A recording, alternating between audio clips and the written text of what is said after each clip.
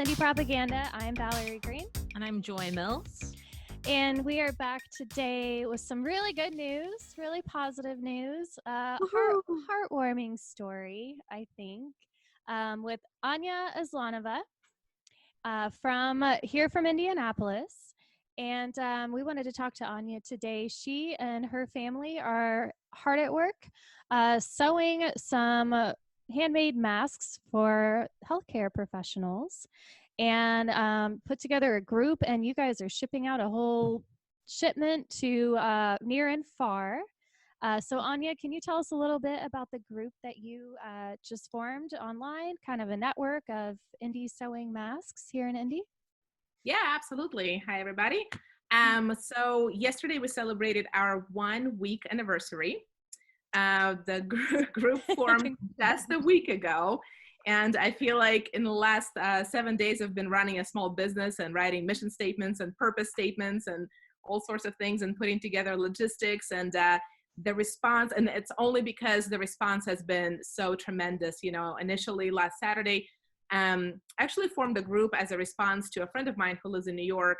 And she texted me, and she actually formed a group very similar to this one back in New York to sew masks, because of the great need, obviously, in New York, as we've been hearing a lot about on the news. And so I thought, fine, we can help. My mom and I can make a few masks here. Maybe I can put together a group, 20 friends will join in, make some masks. So now a week later, we have over 500 members. What? Yeah, yeah, Oh over my God, 500 members.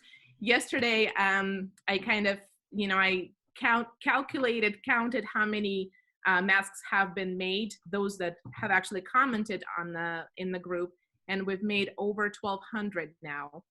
Wow.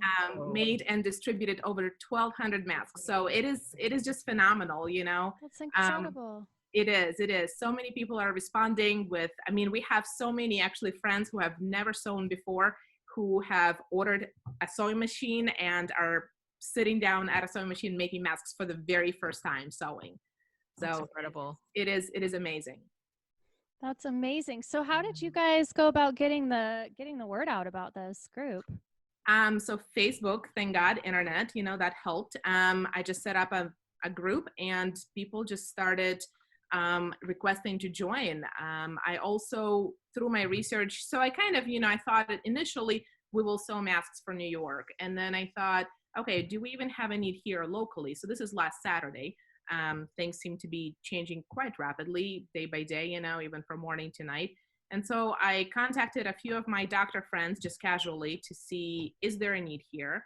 And last Saturday, they all said, absolutely, there's a need here. And the need is increasing. Probably, in a week, there will be even greater need. In 2 weeks, there will be even greater needs. So we're kind of juggling our needs locally, as well as the needs in New York City as well, because I feel like, New York is just drowning.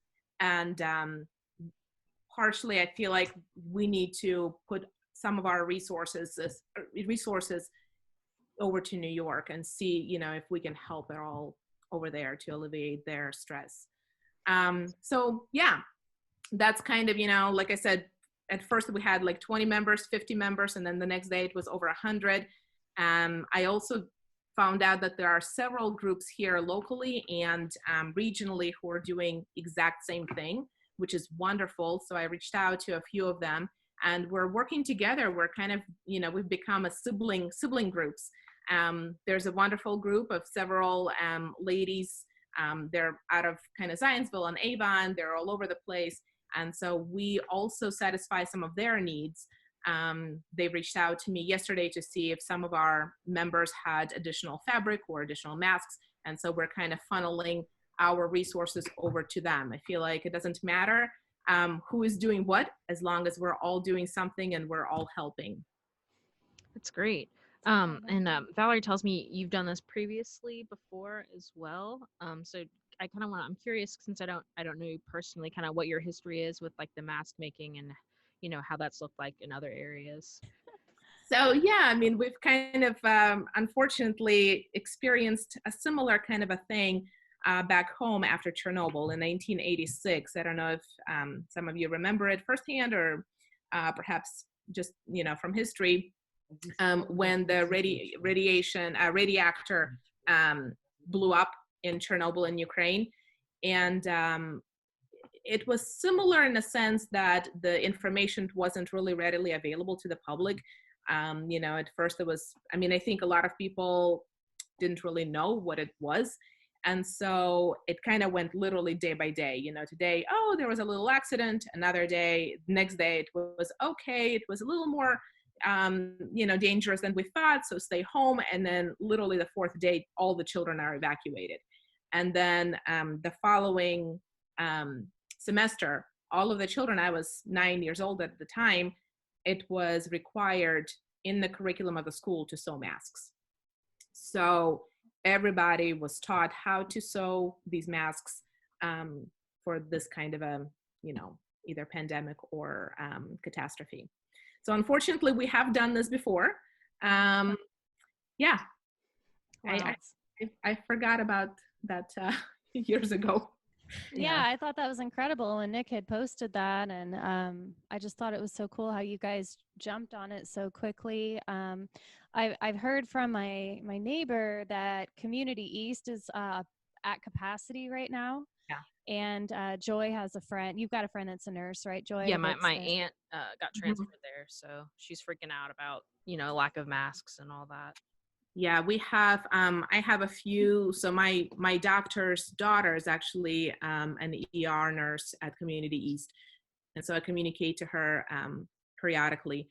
And so actually just last night, she coordinated with another coworker of hers to come by and pick up the masks from us after his shift. So we're kind of, in terms of the needs, there's just so much need out there.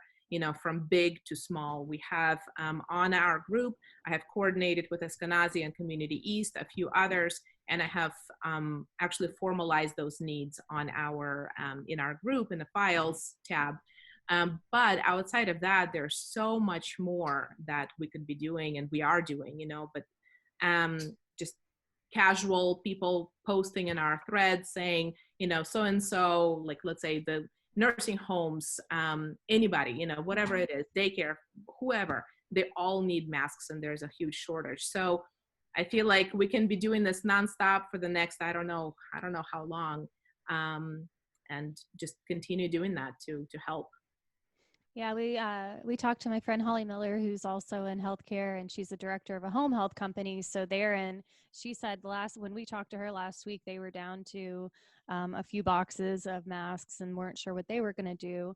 Because home health is there's a lot of caveats to home health where it's good they're not in the hospital, but it's the same thing. You're going into their home, so you need to change your PPE every patient that you see the same way. So what's the response been like to the hospitals that you've reached out to? Is it like, we need them right now? Is it like, we're going to need them? Are they just... We need them right now. I'm in communication with just, people who either work there or, work for the government hospitals in the administration. And yes, then they're basically saying we need them right now. The need is pretty dire. So, is there like a specific pattern or, material that you have to use for these masks, or are you just kind of using what you have? Okay. You want to talk about that a little bit? Yeah, I would love to actually, just because there's so much, and I have to say, people have really, there's so much research that went into this, and we've been doing this literally for a week. So the information is changing. The hospitals are trying to figure out what is the most efficient process, what is the most effective process, so the information is changing, and I do want to thank all of our members of our group to be so patient with even us changing what we're recommending to do. But now, a week past that, we can say we're focusing on two main patterns: Diakoness mask and the Diakoness Hospital in Evansville, Indiana. Yes, they're the first ones who kind of came out with a video and said, this is how you do this mask. It's a very basic flat mask, with 3 or 2 pleats. And it's very simple to make. And so from what I'm seeing, oh, there we go. Actually, I will show you. So this is it. It has some pleats, so it can go around your face like that. But anyway, and this is really easy to make. And from what I'm seeing that the hospitals are basically saying is that right now, quantity over quality. The next pattern is we call foo mask. And foo mask is a little bit, provides a little better coverage, I would say. It kind of has a beak shape to it. So it's also called a beak pattern, but it's a little bit longer to make. It's a little, maybe it requires a little bit more proficiency in your skill. So everywhere that I've seen so far, Eskenazi will take either of these patterns. Community pretty much saying, stick with Diaconess, you know, this is fast, easy, and it provides the coverage that we need. So that's what we're recommending. I have also heard from just nurse friends that ties are a little bit more comfortable than elastic around the ears, just because wearing elastic for 12 hours is a little bit more uncomfortable. So we are recommending on our side to use ties that they can, you know, very comfortably just tie around their head. 100% cotton, that's a must.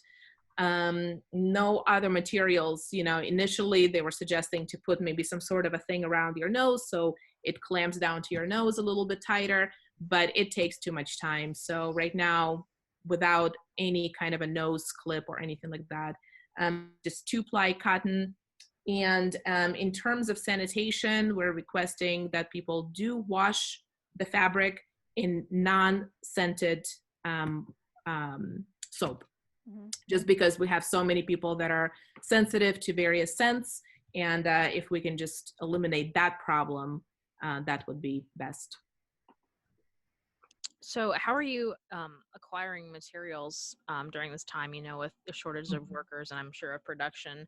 Where are you ordering from, and are you taking any donations of money or material at this time? Yes, so I would say this is a grassroots effort in our group.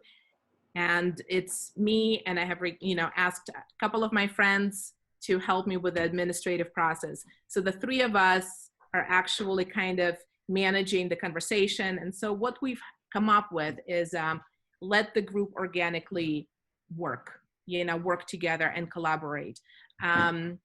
We have people that are willing to sew, and we have as many people who are willing to donate, whether materials or supplies or money.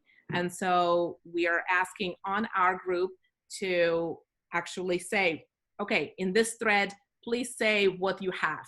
And in this thread, please say what you can give, you know? And so we're letting people kind of find each other and do it that way right now. We have talked about formalizing this aspect a little bit more, but then what I really have enjoyed through this organic process is how people are collaborating together, how people are making friends together.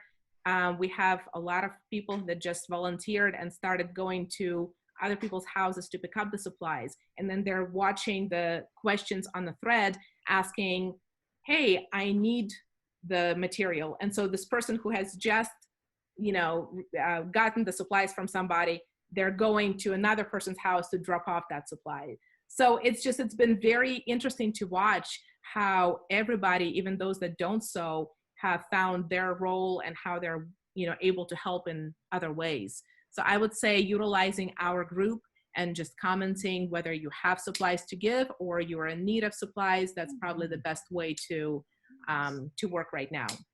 Great. And I do want to give a shout out to my admins, Kathy Stone and Amy, for, I mean, they've been great, and all the volunteers, they've been amazing. It's been overwhelming. It is great. Wonderful, wonderful. So if somebody else would like to help and maybe they don't know how to sew or they don't have the means, how would you instruct them to help, either order material online and join that group so they can kind of get into that supply chain, or and it's 100% cotton. We want to remind people what's 100%. the best way that they can get involved? Yeah, so if you have material already on hand, I would say the best way is to comment in the group and say, I have a lot of material, and so I guarantee you there will be many comments that will say, okay, I'll take some, or somebody will say, I can come and pick it up and then distribute it to people in need. If people do want to help and just don't know how or what, I would say probably at this point, maybe direct message me. Or again, I also have created a form. If you go to our groups page and then go under files, there is a frequently asked questions document, which actually answers all of the questions about the patterns and the fabrics and everything else, as well as how we run the group. And it has a link to the form. This form essentially asks you what it is that you are willing to do, to what capacity. So I think that probably is the best way to let us know of your resources that you're willing to give. That's incredible. And so we'll make sure to share that form, and that will get back to you. I think it's awesome how quickly you guys have organized and mobilized and sort of figured out logistically how to keep this going. So it's really amazing, and how much people have shared it.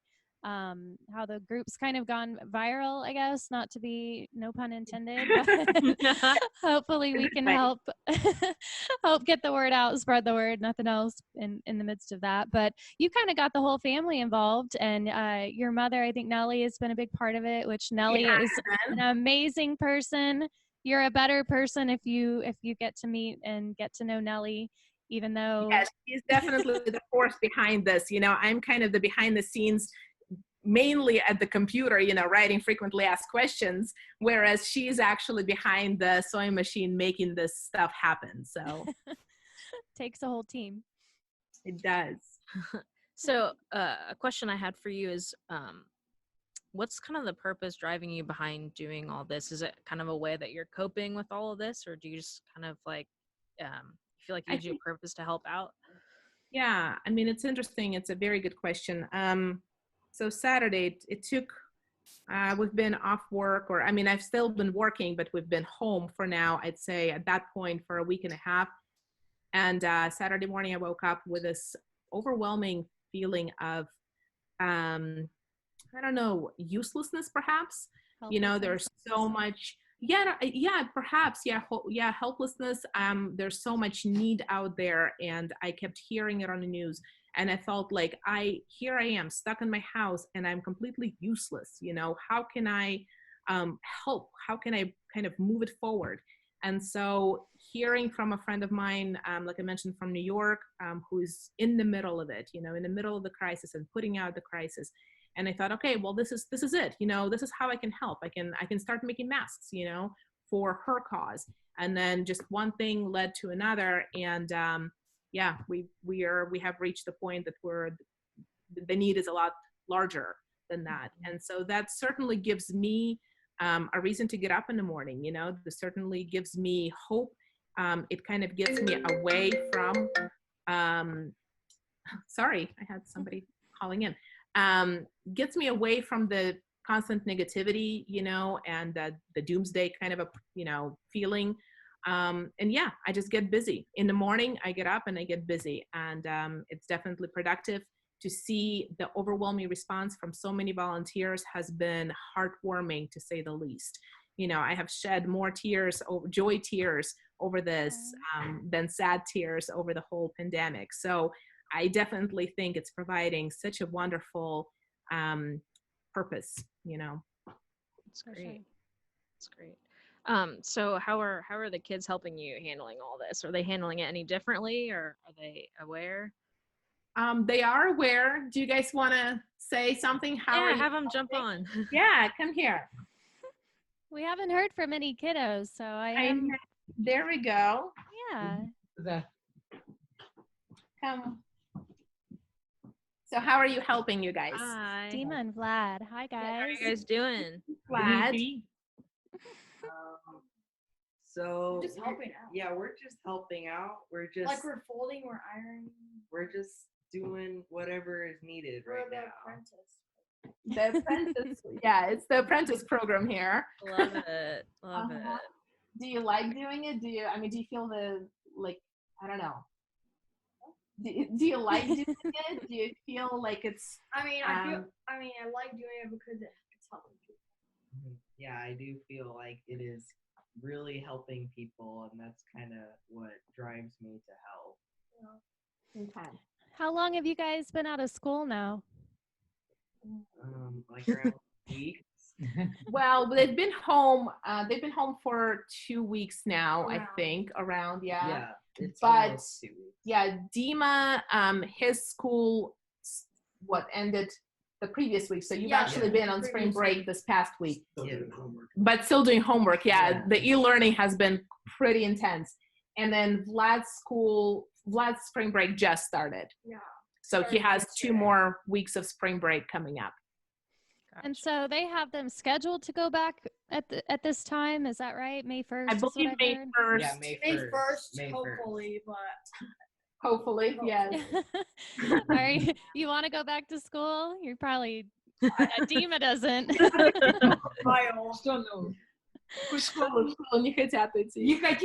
Yeah, they've been working pretty intensely home, so I actually think this is if we ever decide to homeschool, I think they know what to do now. Yeah, they're adjusted. Yeah, we've heard the e-learning. They actually had to back off on homework for some of the high school kids because they're saying this is more than we ever had to do in person. So, yeah. The same for me. I have so much homework. Too much. It's too much. And yeah. They're trying to keep Hopefully. you real busy, I guess. But so that must be a good break to be able to relax and iron and just kind of work like an assembly line there. So that's great. You guys are helping out. And It is a bit better doing than like homework. stressing over a school Yeah. project or something like that. Yeah, And I also feel like they're learning a new skill, which is great. You know, I mean, they've really jumped in. Dima really wanted to sew yesterday. So his babushka, Nelly, here was teaching him how to properly feed the fabric into the machine. And then Vlad really enjoyed ironing. So I feel like this is great. We can apply the skill, after this whole thing is over. Mhm. Well, great. Well, thank you guys for helping out. Yeah, that's just You guys are great to doing see. something amazing. Good Mhm. kids there, jumping right in where you guys need them. So Hey. hope you guys get back to school at some point soon. Or it's good to see that you're still learning and still learning some new skills differently than maybe you would have if you were in. Are you guys keeping in touch with your friends? Me, definitely. We actually kind of have plans to watch a movie every single Friday.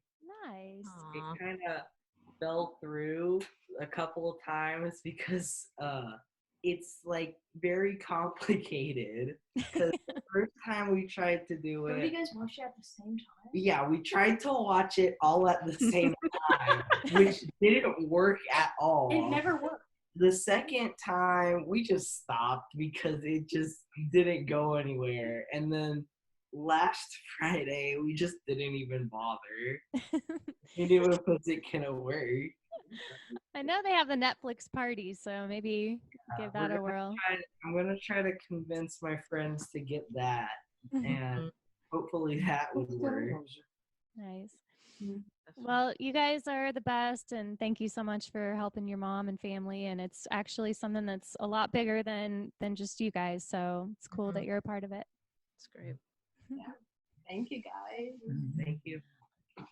Well, we're going to definitely share and make sure people can know how to get involved. We'll send this over to our contacts to make sure that, we can just keep it going. And Joy and I will definitely be filling out that form and see how we can help you guys out too. Thank you. Thank you so much. Thank you.